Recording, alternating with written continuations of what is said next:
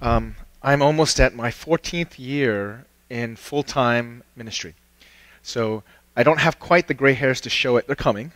But it's been 14 years of full-time ministry. And before then, I was working in the marketplace, if you can call it that, at the University of Washington, doing biomedical research, hardcore biomedical research for about 4 years.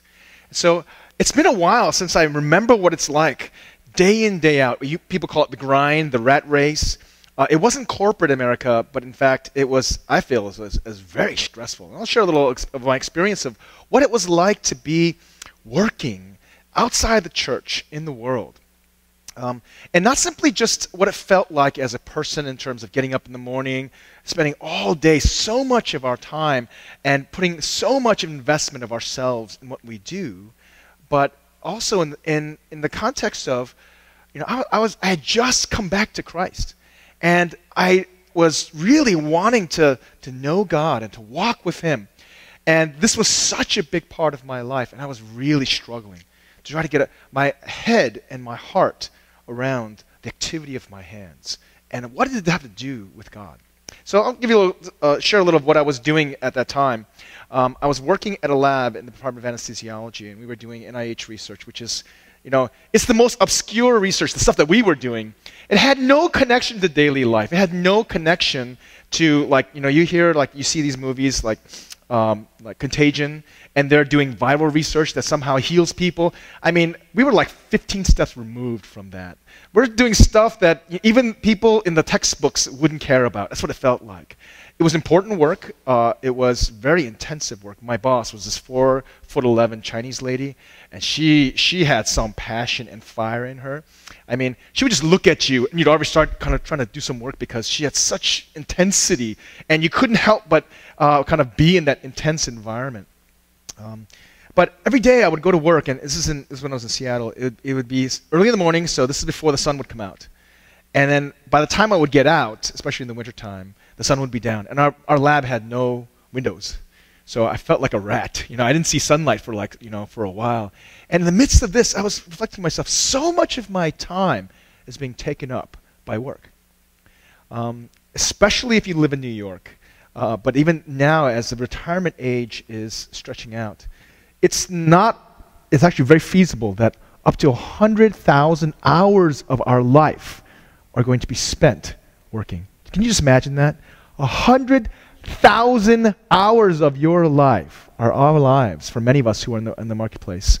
Or those of us, imagine kind of you can make an analog for those of you who are homemakers.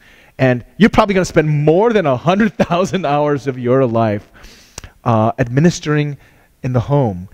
This is such a huge part of our lives.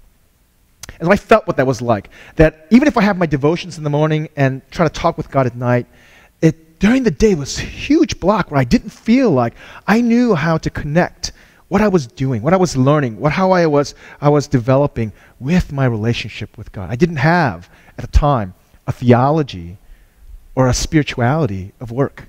But it was something that God was developing and building in me, especially when I went and did some extra study and so on and so forth. It's been 14 years since that time, but I still remember what it felt like to hit our work every single day. There were times when it felt like a curse. I don't know if you know what I'm talking about. I just didn't want to go in. In the morning, I was like, no, not another day. And it felt like I just had to force myself. My heart was not in it. It was just so exhausting. That first 6 months was actually really bad because it was a time when I was at least thankful to have a job.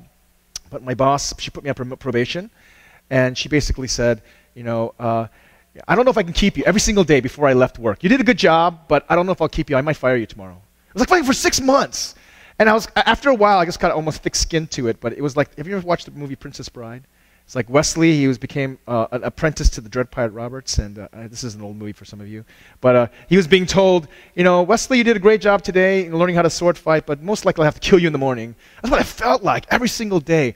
And at first, for a little while, I can kind of man up, but after a while, it just became so difficult.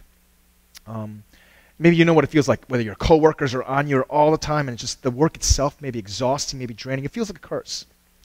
And then after a while, I actually got a lot of favor from my boss, and we were writing papers, and we were getting somewhere, and she actually put a lot of trust in me. And after that, I start feeling like I got to really work hard just to keep that trust. I was working toward medical school and to build toward my future. And a sense of ambition started kicking in. And after a while, I realized it was a temptation to make work an idol, where I would go home and I would think about these kinds of things. They would be stuck in my mind. And I wasn't as bad, I think, for some of us who are in finance or in law and other places where you can't be in those environments and not be tempted to be pulled to make work what feels like to be like the center of your life. But I got a little taste of what that experience was like. Work felt like it cursed, almost became an idol. And then there was times also when you cruise through. You've learned some things, you can kind of fake it a little, you can do your thing, and work became a necessity to take care of other things.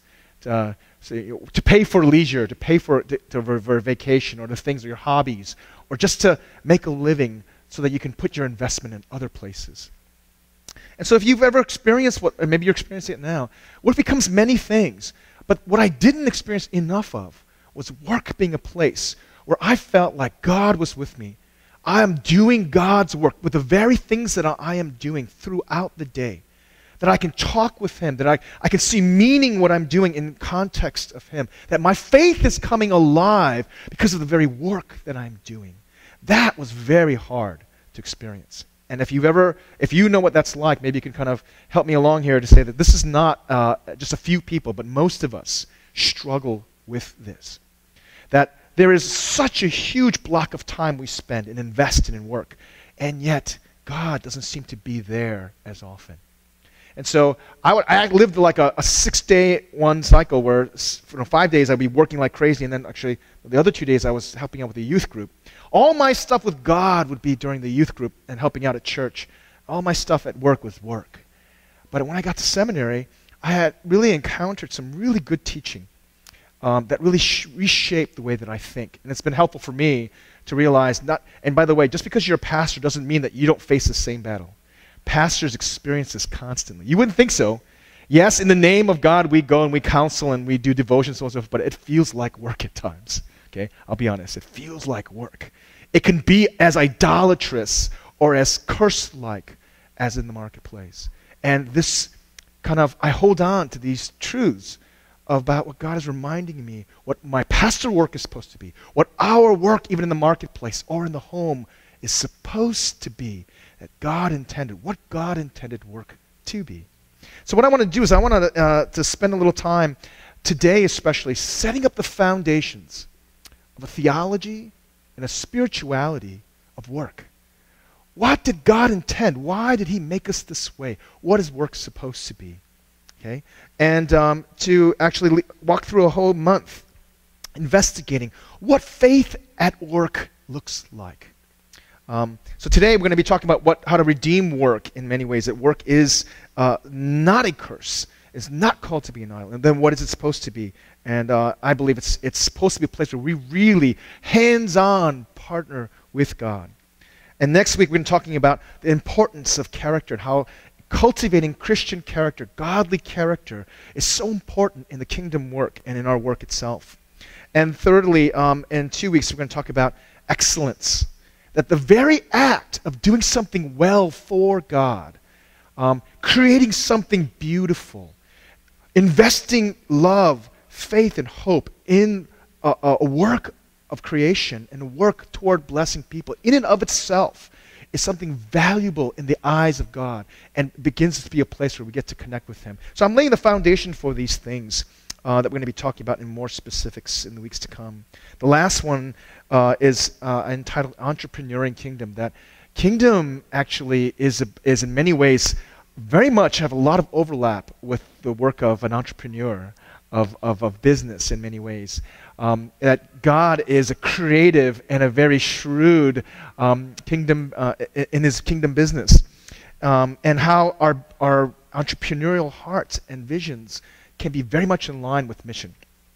But there is a chance, in fact, that we're trying to find a speaker to come and to share, to round out our perspective, somebody who is in the marketplace but also has some theological background to share. So that last sermon might be switched out, just be aware of that. But this whole month, we're going to be talking about faith at work.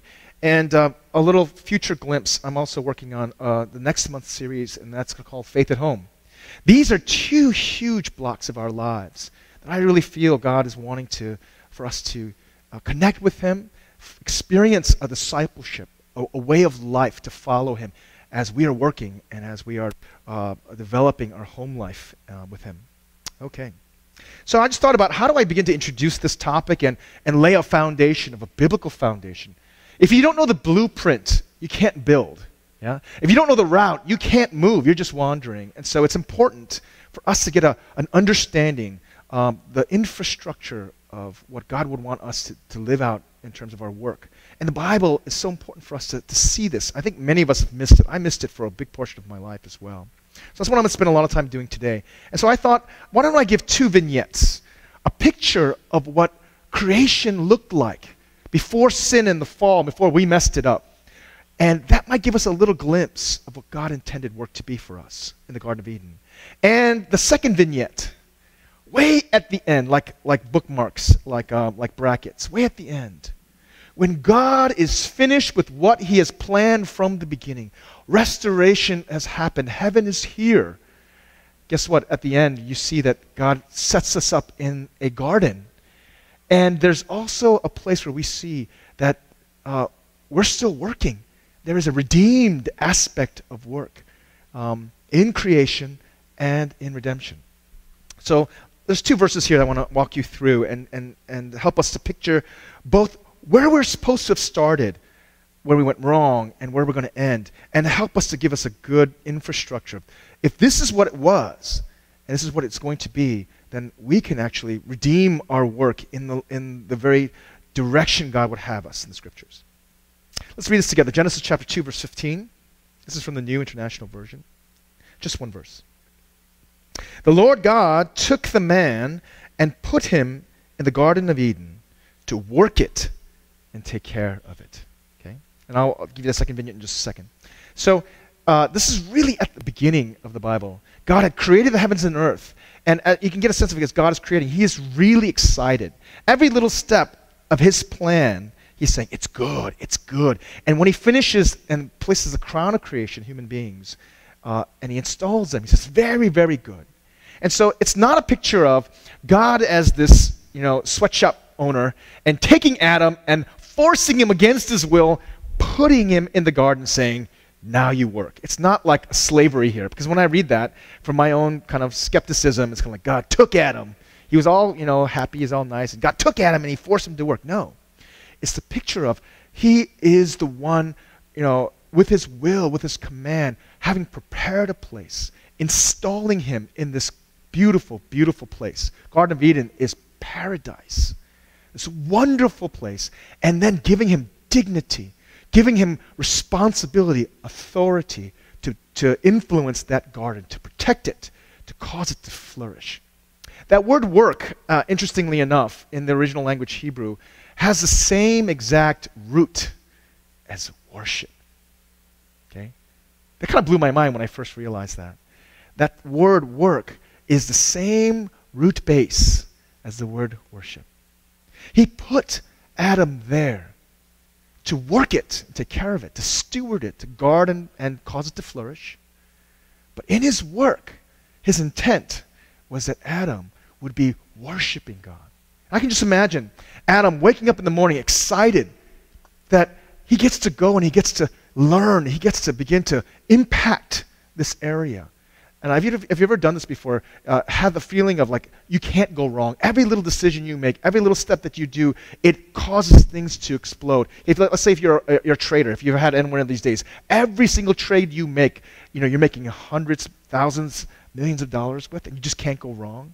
If you've ever felt what that felt like you are on, I can imagine Adam every morning having this incredible joy of going, and he's got this incredible green thumb, and causing things to flourish everywhere he goes. All the animals he's able to name and administer and bring a sense of wholeness and shalom, that's the word for wholeness, in the garden. That's what God had intended. And I think we don't really realize that because we've lost this experience of work being so much fun and being so meaningful and bringing wholeness. Children feel it. Okay, they haven't lost it yet a lot of times. And they don't even know it, but they don't call it work, they call it play. Yeah? I used to love Legos. I mean, I used to be like a Lego freak. And my parents didn't buy me a lot, but what I had, I used like crazy. I used to make all kinds of things with Legos. I'd be dreaming in my head, Legos, Legos, Legos. I have a little 3D Tetris thing in me. Anybody who's seen me move, you know what I'm talking about. And so I'm doing this Lego stuff, and I would dream, I'd get obsessed about Legos. And if I had to do that work, it wouldn't be work at all. I had my cousin, by the way, my niece, she was 5 years old, her name is Chloe, and she had that same kind of thing. When she got excited about something, it would be such a joy for her. It's not work. So this is how her day would start. It'd be like this. She'd be sleeping. She would open her eyes, and then she would say, "Animal!" And then she'd start playing with her animals, her stuffed animals, and she'd just play. And I imagine that's what Adam was like. He'd wake up, and he'd be like, "Oh, we get to work with this tree. We get to see this develop and bloom." And there was such a sense of fulfillment. And God was in this part with him. And as he's working, he's worshiping. Okay? So I want you to hold on. That's what work was supposed to be from the beginning. And I want you to fast forward, okay, past the fall, past all of this, to a place where imagine that God is finished with his plan, that he has redeemed the whole universe, changed us inside out. Now, it says, once again, it's not in here, but it's located in a garden, by the way. The Bible starts with a garden, ends with a garden. And in that garden it says, "No longer will there be any curse." This is Revelation 22, verse 3. "The throne of God and the Lamb will be in the city." And watch this. "His servants will serve him." The curse is gone. Okay? Can you imagine the curse is gone, we're in vacation. But what is it saying here? God's intent, all that he had planned has come into place. What is a sign of that? That God is at the center, the throne and the Lamb is in the city, and his servants are serving him. That work is happening. But this work is not a curse-filled work. It is a delightful, joy-filled, where all of the expressions of the servants are being accepted, and God himself is delighting in them. Can you imagine that when we go to heaven, we get to work, but this is not going to be a curse-like work. This is going to be a fulfilling, delightful, incredibly joyous experience, even better than the first garden. I'm so excited about that because I don't want to spend eternity twiddling my thumbs, okay, and playing on the harp as the only imagine that we have. I get bored of that after a while, unless I was a real musician, right? Which I'm a wannabe musician. So, but I get to realize that when I get to heaven, I get to serve God almost in the way that I was created and meant to be, so that as I'm like Adam in the garden, as almost symbolically, but even in my gifts and my skills, in my heart, in my passions, that God had made me to be, I get to give that to God. I get to serve him and others in such a way where it brings incredible blessing. That's what it's going to look like. That was what it was intended. And that's what God wants to do that with our work. Now there has been a trip up, a huge trip up in in Genesis chapter 3. You know that something's happened. Adam and Eve choose to deny the very pattern that God had given and say, we will choose our own route of what work is supposed to be. Something that satisfies me, that I get to control, that God is not in, that I refuse to worship God in my work anymore. Now, I will choose a different route. And they did it symbolically as they took from the tree of knowledge and good and evil. And what happened? Fast forward a bit. What ends up happening is God, in his love, does several things. First, he curses creation. Okay, I got to remind you, we are never cursed by God. His love does not curse us in that way. We are not cursed. Instead, what happens is creation is cursed and we are judged. We are reminded that apart from God, we can do no good thing. Adam, who experienced this joy in his work, this fulfillment, this power, ends up where he's going to work into the toil of his sweat, and instead of something beautiful coming out, thorns and thistles, frustration. Okay? all that investment, and instead of something beautiful, something helpful and beneficial, something ugly and destructive comes out and fruitless.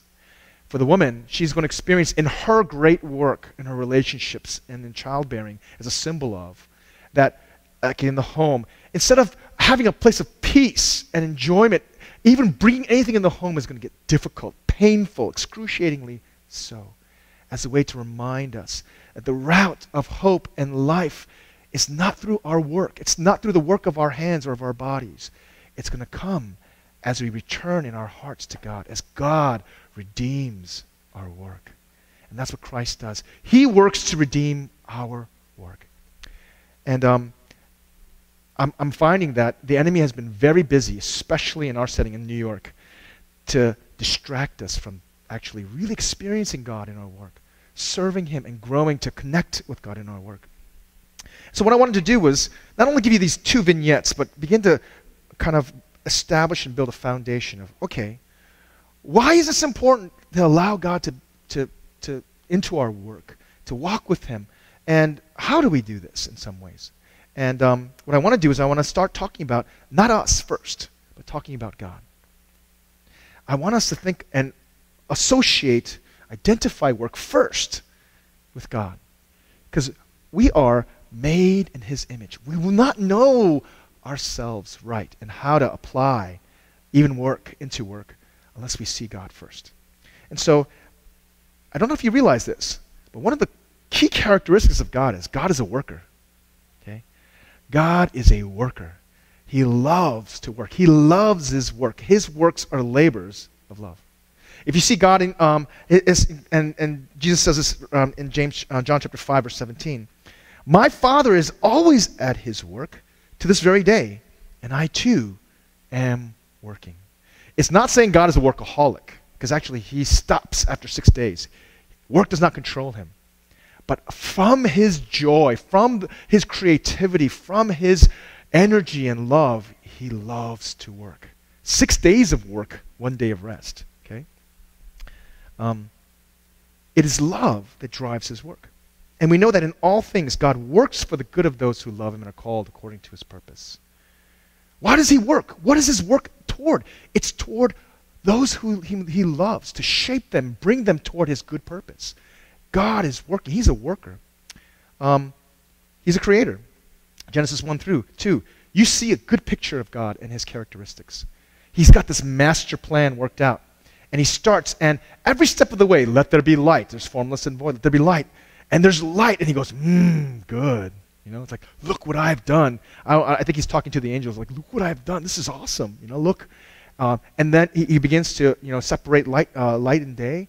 And then He separates the waters above and the waters below. He separates the land and the sea. And He begins to fill. He forms and then He fills. And in each step, you can see a sense of satisfaction. Have you ever done that before?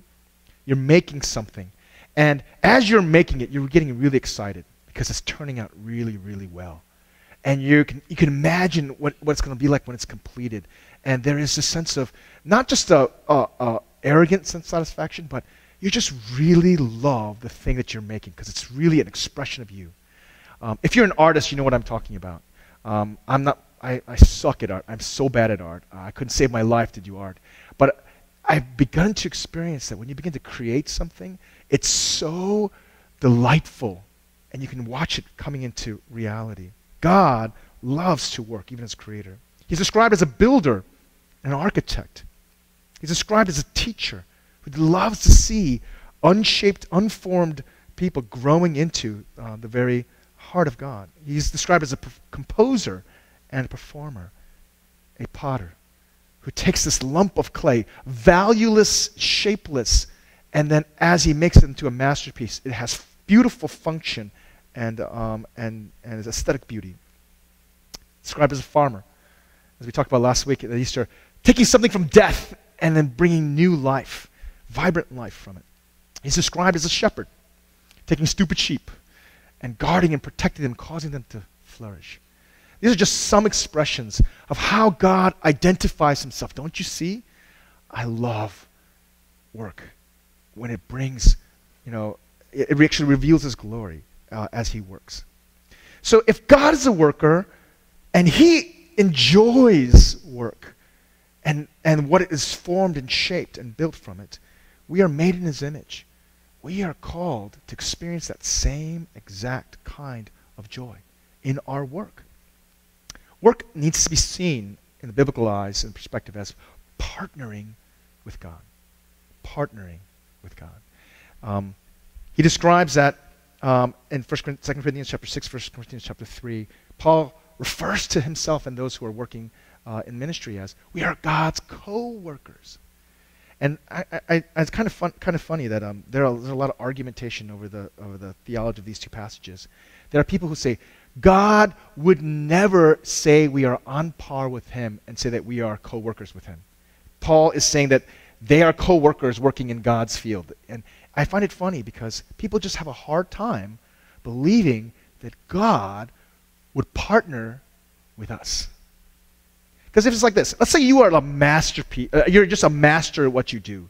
Let's say you're a musician, okay? And you're just so good. Every little note, it's just incredible. And then some guy who's a hack, who's starting to learn guitar, hey, can I play with you? Can I jam with you? Can I record with you? And you're like, I don't know. Or you're this incredible chef. You're better than Morimoto, okay? And you're about to make this never before made dish that's the most delicious thing in the world. And some person comes up who just has no cooking background. Hey, can I help? And you're like, oh, you stay there. But actually, this is not the only place God reveals. He loves to involve us in his work, like a father who loves to share his joy with a son, a mother who loves to begin to teach and begin to shape and form a joy in what they're doing with his daughter. We're not just God's co-workers, as the scriptures say. Jesus calls his disciples not just servants, but friends, okay? In mission and work. God calls us his ministers. 1 Peter 9, that's the passage where it says, you are not only a holy nation, you are a royal priesthood. That we get to do the very works of God. If I had a chance, okay, some of us like to cook. My wife always watches the cooking shows, and I have to say this, she watches it at 10 o'clock when she just tortures herself because she shouldn't be eating. It's like, I'm so hungry. But, you know, I like watching those cooking shows because they can take this, you know, what seems to be the most unpalatable things and make something delicious out of them. And if I had any inkling to want to be a cook, and, you know, this incredible Iron Chef said, hey, you just won a prize, you get to make a dish, a never-before-made dish with me, with my name stamped on it, and we're going to make this incredible dish. I would be so excited, wouldn't you? Yeah. If I got a chance to teach a class with somebody who's the best teacher in the world, because I really like teaching, I would be so excited. In fact, there's this one guy, Miroslav Volf. He teaches a class with Tony Blair, right, the former UK Prime Minister. I'd be like, man, that would be so incredible. Imagine your great passion. You get to have a master partner with. Can you imagine what that day would look like? What that experience, that project would look like? To make a movie with James Cameron, okay? Think about it, just how incredible, that rewarding that would be. That's actually what is being described in the scriptures. Adam gets to do that in the garden, okay?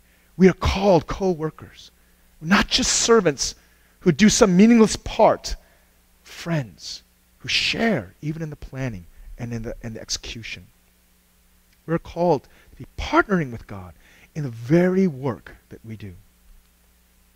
Work is not simply just an occupation, something that occupies our time. It is actually a vocation. You guys know what the word vocation means? Okay.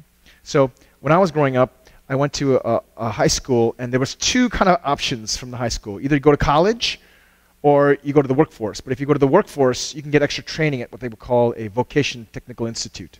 These are the guys who really didn't do very good in school, but they like cars. And so if you want to become a mechanic, you go to the Voc Tech. So I just like, vocation, that sounds like, you know, not very good work. You know, maybe people need to do it, but who wants to go to Voc Tech when you can go to Ivy League? That's what, you know, we were taught. But vocation is not a subpar level of work. The word for vocation means, the very basic of it is it's to call, that we've been called. Okay? That's why this guy has a megaphone. God has called us to a specific kind of work. Adam was taken and placed in the garden and said, this is what you were meant to do. We're called by name. Now, for some of us, we kind of realize that that language of calling is used for pastors. I never thought I was going to be a pastor. It took God to call me because I would never have chosen it. But I have this sense that this is what God wants me to do, and it girds me with a lot of strength in times of difficulty. But I know this is what I'm supposed to do. When I was in the laboratory for 4 years, it was just mind-numbingly difficult. It's difficult now, but there's a difference. I am called. We are called to do God's work, every single one of us. 1 Corinthians chapter 9 reads, chapter 1, verse 9 reads, we are called to Christ. God is faithful, who has called you into fellowship with his Son, Jesus Christ, our Lord. Here's the problem. When we read this passage, we're called into fellowship with Christ. We dumb it down because we assume fellowship is what? Bowling. We assume fellowship is paintballing. We assume fellowship is hanging out, going to eat. Okay? We've ruined the word. The enemy has ruined the word. Oh yeah, God is calling us to hang out with Jesus. That's great. That's nice. That's great. But this word is very different from what we understand it to be. I thank God for J.R. Tolkien because I think he's restored in our generation the word fellowship. And he's done it with a book that became a movie called The Fellowship of the Ring. Okay? Humans, an elf, a dwarf, and some hobbits, they come together not to go bowling. Not to go, hey, what should we eat? Let's go fellowship and hang out and watch the Super Bowl. They have this incredible earth-changing, destiny-changing call. They didn't choose it, but it came on them.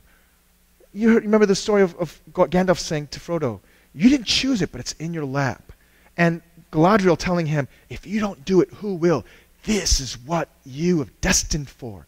And if you do this right, the stakes are high, but the world will be freed. Your work is so valuable. Nobody knows it, but it is.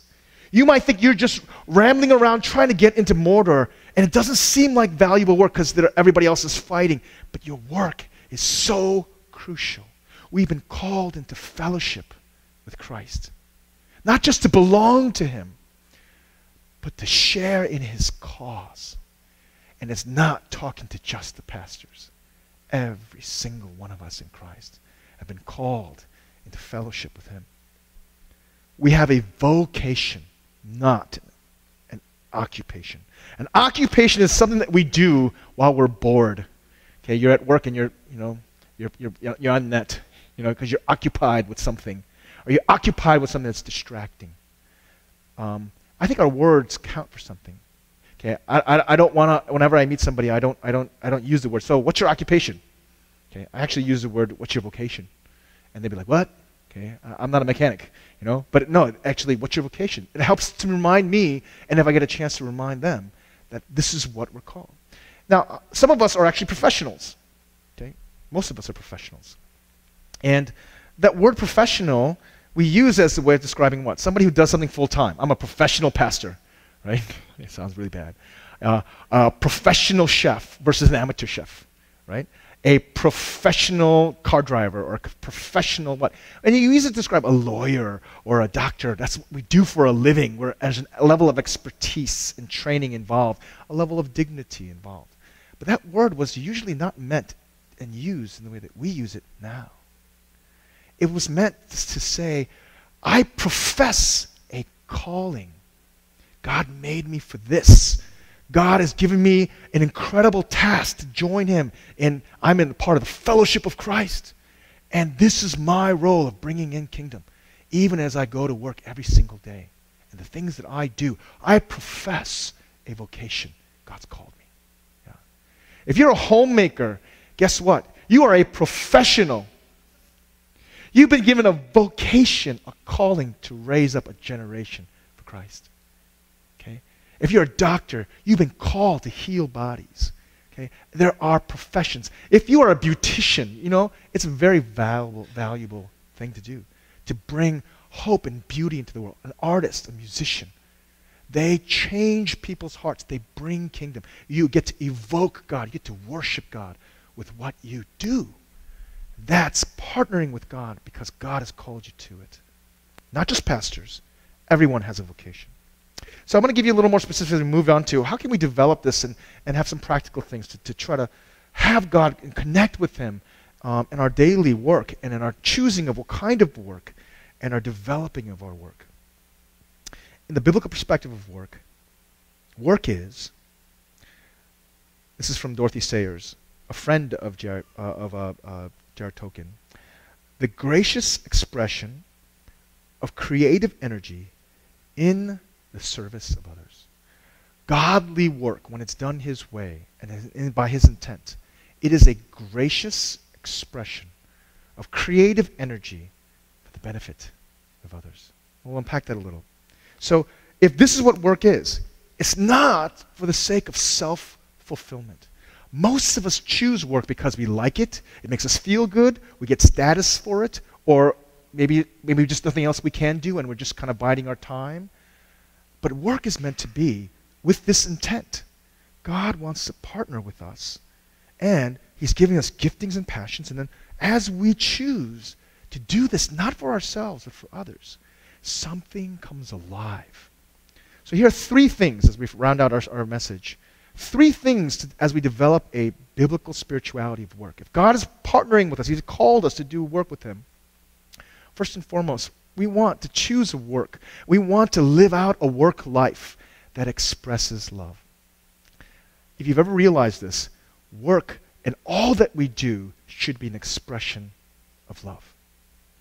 Godly work is a way to love. Okay? Ephesians chapter 4:28 is the passage where He's telling those who previously, before Christ, their work was stealing and trying to live for themselves. He's saying, do hard work so that you can be generous, so that you have something to do to benefit another.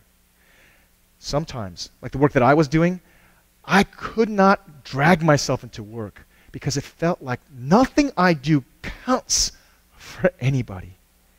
And even if I was getting some kind of payment for it, even if I was getting some kind of helping it my track for my future, it just didn't supply. But the very second in my own heart I experienced this, where I realized what I do can somehow bless somebody else, the whole game has changed. For pastors, trust me, pastors, they spend a lot of time preparing messages. And you might not feel like it's true, but it is. Okay? And sometimes you see people, like very few people remember anything spoken, by the way, these days, and it doesn't change people's hearts. Pastors get so depressed. But I can tell you one thing. If somebody comes and says, God touched my heart today. God is sharing something with me today. I am changing because of what was shared today. That pastor, even if it's one person, all of a sudden says, oh, it's worth it. It begins to come alive. When you can connect, because this is the way you've been shaped and formed, to say, my work, if it's done to benefit for somebody that I don't even know, guess what? You're connecting with God. Because God's work is an expression of love. I know there's one photographer, and she's an amazing photographer. She actually did our wedding. She did Bill Gates' wedding. We were so lucky. We got Bill Gates, one of Bill Gates' photographers. He had a lot of them to take pictures of our wedding. And she just loves to, she's never, not even once, advertised. She's got 3 years in advance all booked up. And this is a labor of love for her. She has to interview you before she says she'll take you on. Yeah, it's great. But what she does is incredible. She just on the side, because she loves beauty and she loves what photography captures, to make it a benefit for other people, she goes and she takes pictures of cancer patients, especially children, capturing moments that are already fleeting. And she actually got on the news for that. Her name is Lynette Johnson. But she brought her work to a place where it's touching people's lives. They have a visual memory during fleeting moments that they can always remember. And I can tell you, she loves to do weddings, but she jumps to do that work because it's connecting with how it's benefiting someone else. I want you to remember this. One of the most powerful ways that you get to worship God is letting your work to be the benefit of even a stranger. That's a part of what we're called to, even into our society and our work. All right. The next thing that we can do to help in our biblical spirituality is work not only to benefit another graciously, but to express creative energy. There's something powerful about this. We were made in God's image. Every single one of us has creativity boiling in us. And when we don't express it for His glory, something dies within us. Have you ever been in a job where you can do so much more, but all you're doing is just horrible factory work? Just, oh my gosh, just boring over and over and over again. You might be getting a lot of money for it, but you don't stay there long because you weren't meant for that. It becomes a curse. Look for a place where you begin to exert God-given creative energy. Align your passions, your giftings with your work. And you can begin to find that even as you're making something, you're beginning to marvel at God. As a parent, as I was doing the hard work of doing diapers and feedings and so on and so forth, I was so excited. I could see this work of God developing before my eyes. I could see the personality of my children developing. I could see even some of their flaws and some of their differences in their giftings. And every single time I would have this incredible experience of loving God through parenting, through the work. It's tough work, by the way, of parenting. I have this incredible experience many times of working through the Bible, and I get to see God, and I get to see His character, and He's so beautiful. You get to do that as you study law. You get to do that as you heal, as in the healthcare. You get to do that as you're programming. Okay? You get to do that as you're designing. I am such a horrible visual person, but if I can design something that looks halfway good, I am so excited. Okay? I'm like, God, look what I made. I feel like a little kid, and I can see, I have this incredible appreciation for something well designed, because God is an amazing designer, and He's beginning to connect that. Can you imagine if that's what you do all day long? Partner with God in your creative energies. That's an invitation that we have. Lastly, work to please God. This one's really important. If you work for your satisfaction of learning something new and creating something, but it's for you, it doesn't go much places. If you work even just to bless somebody, like you go work hard to feed the poor, it doesn't really change you. It doesn't really transform and redeem your work. The most important thing with work is when we actually do it with the base motivation of, God, you've loved me so much. You've invested in me so much. God, you are so beautiful. All that I do now may be in response to your calling, that in fact we get to please Him with our work. My children, a lot of times when they come home from school, they made something at school, like a painting, and especially when they were in kindergarten, I still hold on to them. Some of my daughter's drawings look like amoebas, right? But they're like, Daddy, look what I made. And because parents think their children are maestros at everything they do. Wow, that's great, right? And I'm really pleased by the work of my children. I put up videos of my daughter doing taekwondo, and she worked at it, and she's obviously not Bruce Lee, but I'm pleased by how she put her heart into it. When we work to please God and offer to Him and let our work be worship directly to Him, that transforms not just the quality of our work, but our very life in what we do. To please, I gotta move ahead. To please, not appease. Okay? There's a difference between knowing that we are so loved and doing it as an expression of thanks and because we know it delights the one that we're giving it to, versus a sense of, I gotta work, because I was the first 6 months of my job. I gotta work to establish myself, or else I'm getting fired. And God is such a harsh taskman that if I don't do something perfect, there's a difference in our motivation. When we work to please God, there's a freedom and there's a joy, rather than trying to appease Him. And I'm going to stop here in terms of the rest and the restlessness, but I think, and many times, I think one of the reasons why work is such a curse is because we're working from a place of we are not enough and we've got to work it out. There's no trust. There's a reason why work is 6 days plus 1. The first day we're created is for rest, and our work flows from that.